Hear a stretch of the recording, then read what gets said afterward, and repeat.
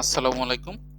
আজকে ২০ এপ্রিল ২০২৬ তারিখে বিএনপি তার মহিলা এমপিদের তালিকা প্রকাশ করেছে। অর্থাৎ জাতীয় সংসদে বিএনপি যে ৩৬ টা সংরক্ষিত মহিলা আসন পেয়েছিল সেই তালিকা তারা প্রকাশ করেছে। তো আমি খুব উৎসাহী ছিলাম যে আসলে বিএনপি কাদেরকে সংসদে পাঠায়।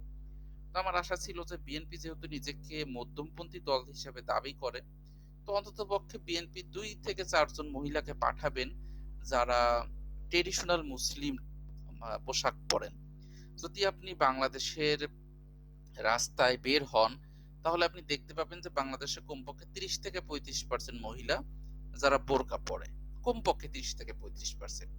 তো সেই হিসেবে ৩৬ জনের ভিতরে তো এট লিস্ট ১০ জন মহিলা আসা উচিত ছিল যারা বোরকা পরে থাকেন। আপনি যদি বিএনপির কোনো মহিলা দলের কর্মসূচিতে যান, সেখানে আপনি দেখতে পাবেন যে কমপক্ষে ধরেন আ কমপক্ষে অর্ধেক মহিলা বিএনপির কর্মসূচিতে বোরকা পরে আসে। অর্ধেক যদি মহিলা দলের কর্মসূচিতে যান আপনি। এমনকি আপনি বিএনপির যে তৃণমূলের নেতারা আছে, কর্মীরা আছে তাদের স্ত্রীরাও বোরকা পরে।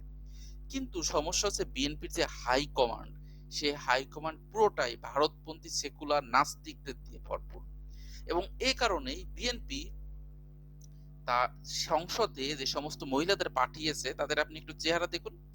কোনটাকে দেখে কি এই একমাত্র মানে এই ভদ্র মহিলাকে বাদে আর বাকি কাউকে কি দেখে বোঝার উপায় আছে যিনি মুসলমান না হিন্দু? যেমন ধরুন এই যে মনসুরা। মনসুরা কি চেহারা দেখে বোঝার উপায় আছে যে মুসলিম নাকি হিন্দু? পোশাক দেখে কি বোঝার উপায় আছে? ধরুন আল্লাহ না করুক মনসুরা যদি আজকে রোড অ্যাক্সিডেন্ট করে মারা যায় এবং মনসুরাকে যদি কেউ না চিনে, তো ওর পোশাক দেখে কি কেউ বুঝতে পারবে যে ও হিন্দু না মুসলিম?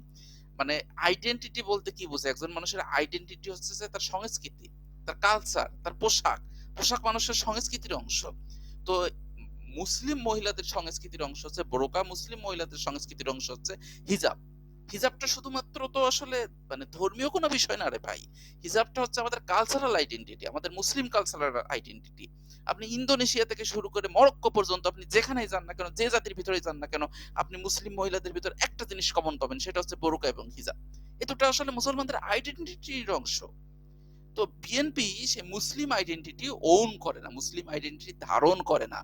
বিএনপি কাদেরকে সংসদে পাঠিয়েছে? শাহবাগীদেরকে সংসদে পাঠিয়েছে। বিএনপি কাদেরকে সংসদে পাঠিয়েছে? সানজিদা তুলির মতন ইসলাম বিদ্বেষীকে সংসদে পাঠিয়েছে। বিএনপি কাদেরকে সংসদে পাঠিয়েছে? যারা ভারতপন্থী তাদেরকে সংসদে পাঠিয়েছে। এই বিএনপি কখনোই মুসলিম লীগের উত্তরসূরি সেই বিএনপি না।